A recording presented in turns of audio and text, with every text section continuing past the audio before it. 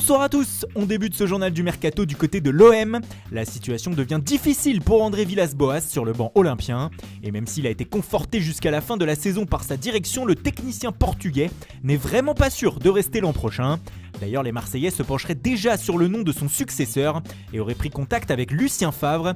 Limogé il y a quelques mois par le Borussia Dortmund, le technicien suisse est libre et peut s'engager où il le souhaite. Pour ce qui est des joueurs, Morgan Sanson parti, Marseille lui cherche un remplaçant et les Olympiens seraient intéressés par le milieu du FC Nantes, Imran Louza. Il leur reste désormais à connaître les exigences des Canaries pour leurs joueurs. On file à Monaco, la sensation de cette première partie de saison, Sofiane Diop, agite les cadors européens. Le milieu offensif de 20 ans aurait tapé dans l'œil du Borussia Dortmund qui se serait positionné afin d'en faire le remplaçant de Jadon Sancho si celui-ci venait à partir. L'été prochain sera-t-il le temps du grand saut pour Diop ? On reparle aussi d'Mbaye Niang aujourd'hui, l'attaquant rennais placardisé au sein du club breton cherche une porte de sortie en ce mois de janvier. Il ne lui reste pas beaucoup de temps.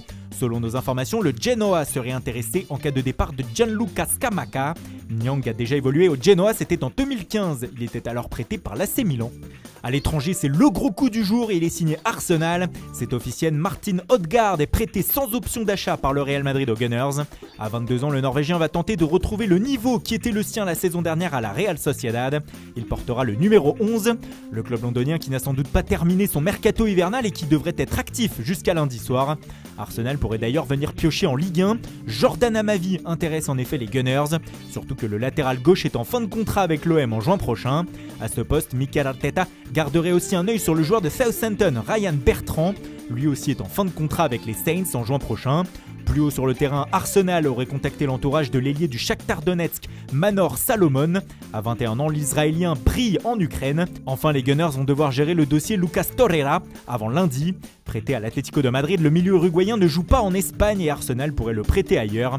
Plusieurs écuries italiennes et espagnoles seraient intéressées. On passe à notre deuxième focus du jour sur la Juventus. Les Turinois ont réussi un deal avec l'Olympique de Marseille qui devrait être officiel d'ici quelques heures. La vieille dame va faire venir dans le cadre d'un transfert le jeune Marley Ake. En échange, la Juve va envoyer Franco Tongia du côté de la Canebière.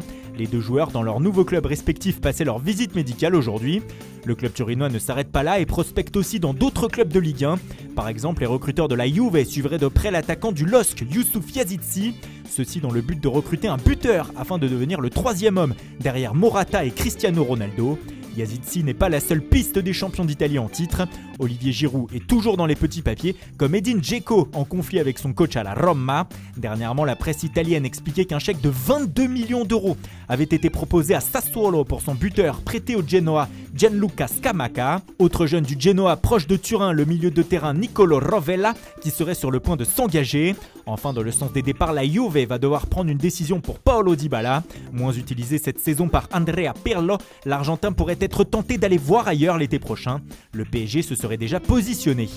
Un mot sur le Bayern Munich aussi, Sportbild nous apprenait ce matin que l'avenir de Hans-Dieter Flick à la tête du club bavarois était loin d'être assuré. Le technicien allemand réfléchirait à partir à la fin de la saison. Il n'entretient pas de bonnes relations avec le directeur sportif Hassan Salihamidzic et serait tenté par le poste de sélectionneur de l'Allemagne après l'Euro. Son avenir s'éclaircira dans les prochains mois. Des nouvelles de Kevin Malcuit, le latéral du Napoli va quitter le club du Vésuve pour la Fiorentina. Il est arrivé ce mercredi à Florence où il doit être prêté pour 6 mois avec option d'achat. Et puis c'est officiel, Kevin Malcuit va retrouver à Florence Alexandre Kokorin. Le Russe quitte le Spartak Moscou pour la Fiorentina où il s'est engagé contre la somme de 4,5 millions d'euros. Matteo Musacchio n'est plus un joueur de l'AC Milan.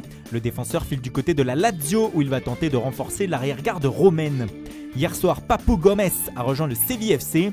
En froid avec Gianpiero Gasperini à l'Atalanta, le milieu offensif débarque en Andalousie contre environ 7 millions d'euros. Il a signé 3 ans et demi.